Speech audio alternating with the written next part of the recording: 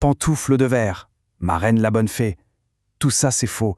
Oubliez tout ce que vous croyez savoir. La véritable histoire, c'est une histoire de mutilation, de pieds coupés et d'yeux crevés par des oiseaux. Voilà la vérité.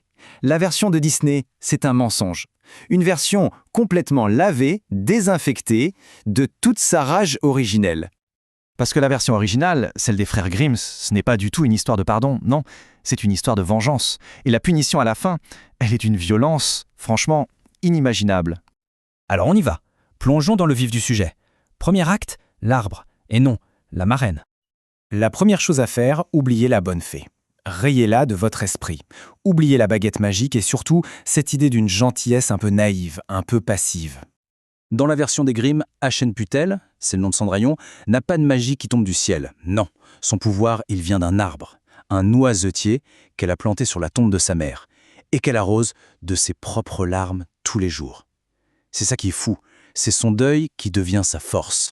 La preuve, quand son père part à la foire, ses sœurs, elles, réclament des robes, des perles, des bijoux, du clinquant. Et elle, sa demande est tout le monde différente. Elle dit juste « Père, la première branche qui heurtera votre chapeau sur le chemin du retour. » Et ses alliés alors? Pas de souris qui chantent, non? Ses seuls alliés, ce sont 2 colombes blanches. Elles vivent dans l'arbre, sur la tombe, et ce sont elles en fait les messagères de sa mère défunte qui vont lui donner la robe d'or et d'argent et les souliers pour aller au bal. Ah, et d'ailleurs, petit détail qui a son importance, la pantoufle, elle n'est pas en verre. C'est une fameuse erreur de traduction. Le mot original, c'était verre, une sorte de fourrure qui est devenue verre.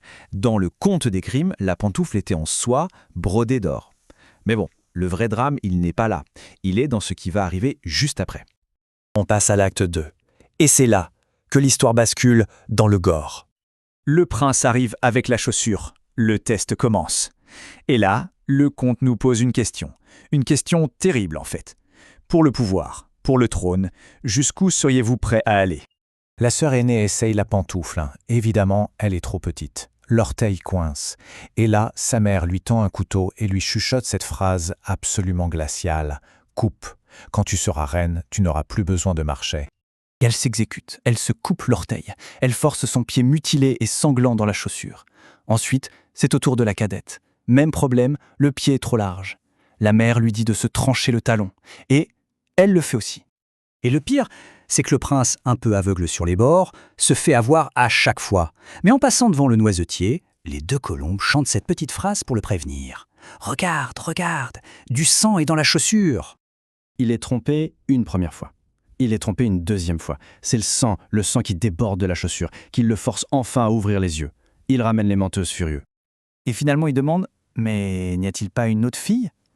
On va chercher la Souillon Aschenputtel dans sa cuisine. Elle s'assoit, et là, son pied tout sale, couvert de cendres, glisse parfaitement dans la pantoufle dorée. Le prince la reconnaît. C'est elle. Et ils vécurent heureux et eurent beaucoup d'enfants. Eh bien non. Pas du tout. Le plus important, le climax, c'est ce qui se passe après. Acte 3, la vengeance. Le mariage est organisé. Et les 2 belles-sœurs, vous savez, pas idiotes, se disent qu'il vaut mieux être du côté du manche. Elles se pointent au mariage, toutes souriantes, espérant profiter de la nouvelle position de Cendrillon, récupérer quelques miettes du pouvoir. Grosse erreur. C'est là que la sentence tombe.